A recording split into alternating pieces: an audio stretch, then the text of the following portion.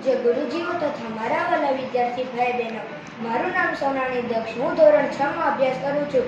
આજે હું તમને સુવર્ણ વાક્યો કહેવા માંગુ છું, તો આપ સૌ શાંતિથી સાંભળો તો એવી મારી નમ્ર વિનંતી.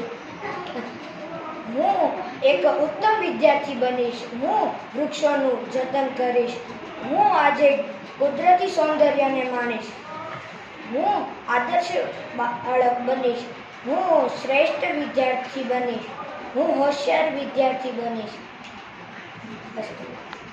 જેવા તથા મારા વાલા વિદ્યાર્થી ભાઈ બહેનો, મારું નામ સોનાલી કૃષ્ણ.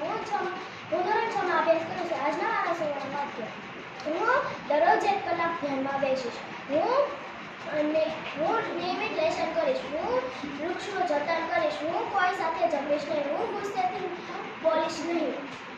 હું કોઈનું ખરાબીશ નહીં. હું કોઈથી અન્ન બગાડ નહીં કરું. આજનો મારો ગમે છે.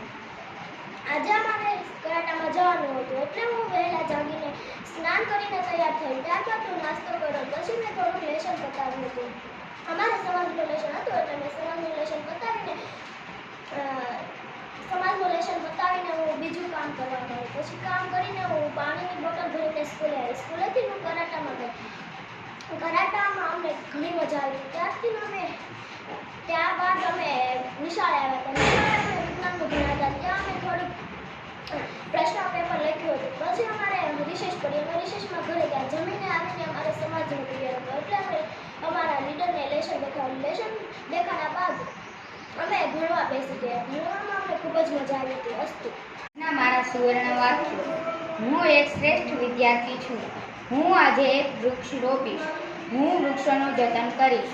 હું પ્રાણીઓને મારીશ નહીં. હું એક હોશિયાર વિદ્યાર્થી બનીશ. હું આદર્શ વિદ્યાર્થી છું. હું આજે એક દ્રશ્ય દોરીશ. આજે હું કુદરતને માણીશ. હું આજે